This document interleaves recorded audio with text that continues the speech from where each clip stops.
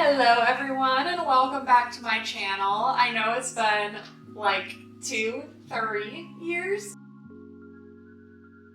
since I've last posted, but all that matters is that I'm back now and I'm going to be posting on a consistent basis, so no need to worry. I don't really want to spend too much time talking about my hiatus and why I took a break from YouTube. That's like information for a whole different video.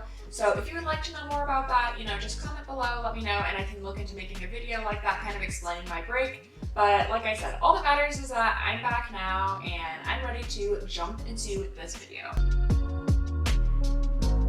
So our topic today is, what is a modern day hippie? Just for some background information, we know the hippie movement started years ago. The hippie movement that started in the United States was going on during the Vietnam War. So in 1954, the United States started to heavily get involved in the Vietnam War. Individuals wanted to show that they were not fond of what was happening overseas with the killing and, a lot of people from the United States being drafted out to fight in the war. And so in order to show their advocacy toward not having this war, people kind of adapted a new type of culture, which was the hippie culture. As I just said, Americans were repulsed by all the killing that was going on overseas, and they wanted to protest against it. Hence, the Make Love Not War posters and the different colors and patterns that they would wear. It was basically, they wanted to do things differently and show what life could be like if there was more peace in the world. So the protests initially began by college students, and they would have these protests on their campuses, and it kind of just blew up from there. More people, of all ages began to join in these protests and be like, you know what, like, we don't want this war. Why are we being forced? Why are we being drafted? Why are we killing each other? It was just really like eye-opening. Like, people started questioning why things were the way that they were and why did they have to follow them. The hippie culture that emerged during this time was inspired by a previous generation. They were called the Beat generation, and they were known for kind of, rejecting the norms of society. And this is kind of what inspired the hippie movement. They took the Beat generation's ideals and they put their own twist on it to kind of fit what was happening in their lives. Hence, that's what modern hippies today do. They take the same ideals, but they kind of fit it to what society is like today and how they can apply it in their daily lives now. And so hippies were known for, the same thing, for rejecting the societal norms, and they also stuck out because they liked to dress in like tie-dye, which I didn't even really realize I wore my tie-dye shirt. They had like the flowy pants, the mismatched patterns, the tie-dye, the lenses, the bandanas tied around their heads, the long hair, basically just styles that represented, how they felt inside, but also showed that they were different from the rest of the people in society, and they did want something a little different than most people did. Hippies also incorporated nature into their style. They really like to connect with plants and the trees and the sky and things like that. So you would see a lot of them wearing like flowers in their hair, or like bare feet, just have dirty feet because, they wanted to like feel the earth as they were walking around. They didn't necessarily, that it was like a way of connecting. And it's funny because actually at this time, hippies did not like to be called hippies. They called themselves like love children, they called themselves freaks, they called themselves heads, and hippie was actually like a derogatory term at the time, but later, they kind of like took that term and like made it into their own, and then they became hippies from that point forward.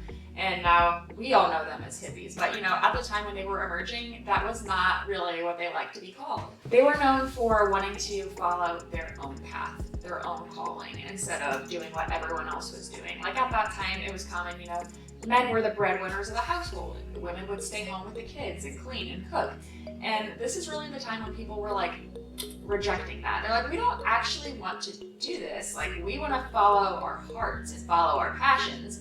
And They did. Hippies were more than just activists for the anti-war movement. They also advocated for human rights like gender equality, LGBTQ, which it wasn't called the LGBTQ back then, but they did advocate for gay rights. They advocated for racial equality, all things that they believed were not right in the world. They were trying to advocate toward making them what they felt was right. It's also commonly known that hippies did live off the grid, and I actually lived off the grid for a little bit, and if you guys want a video on that, let me know. Comment down below. I would love to go back to the house that I was living in and kind of do a tour and talk about like why I was off the grid, which kind of has to do with my hiatus. Anyway, a lot of hippies were known for living in like communes together or off the grid, just away from like the modern society, because they were kind of doing their own thing and they wanted to live in a place that allowed them to do so. So after the Vietnam War ended in around 1975, the hippie movement actually began to die down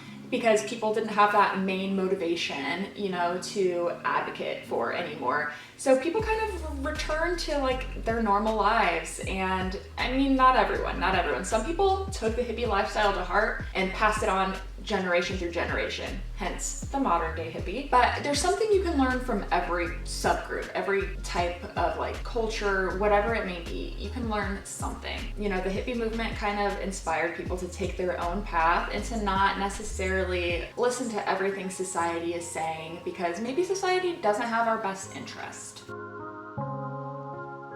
Similar to the 1960s hippies, modern day hippies are very much still around, but they do look a little different. Just because, you know, someone considers themselves a hippie now doesn't mean they necessarily have to dress like hippies did back in the day, or doesn't mean they necessarily have to have all the same practices. You can still be a hippie now and not eat organic food, even back then. So to be a hippie, you don't have to like follow every single rule or every single thing that previous hippies did, because, well, this is a different generation, baby. You know, things change over time, things evolve, we learn, we grow. Most hippies are spiritual creatures and kind of are veering away from society and what society thinks you should be doing or believing, and they're following their own passions, they're following their heart, they're doing what they think is right. They're letting their feelings lead them rather than like listening to authoritative figures. People who consider themselves modern day hippies believe in living out their dreams, you know, and doing what they feel is best for them and the environment around them. Modern day hippies, also similar to hippies of the 60s, are peace seekers. I feel like this is a very important quality for a hippie of any age, of any generation, is to have a peaceful heart and want peace for the world and advocate toward that peace somehow, some way. You know, you don't have to necessarily participate in protests, but there are different ways that people show that they want to have peace. And they also want to find peace within themselves and are willing to do the work to have that peace, or already have and are content with themselves. So it's more of like wanting to live a peaceful lifestyle. It initially started as an anti-war movement, and you can still be anti-war, but things have changed a lot, and so that's not the main motivation behind being a hippie anymore, although it can be a part of it if that is, you know, what you choose to advocate toward. Hippies are also, you know, concerned with the environment and do what they can to make it a better place and to connect with it. You know, that has always been a huge thing. They're concerned about the world around them and they don't turn a blind eye to things that they know they can help out with or advocate toward. And the styles, like clothing, has also significantly changed, you know, from the 1960s to now. You don't have to dress a certain way to show that you're a hippie. And I mean, you didn't back then either, but it was more common to do so.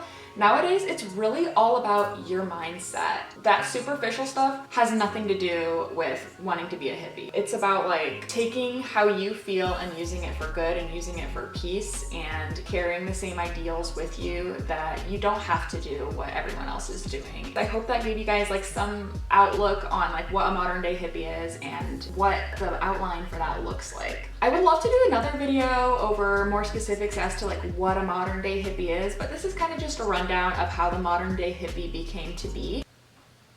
Did I say how the modern day hippie became to be? How the modern day hippie came to be.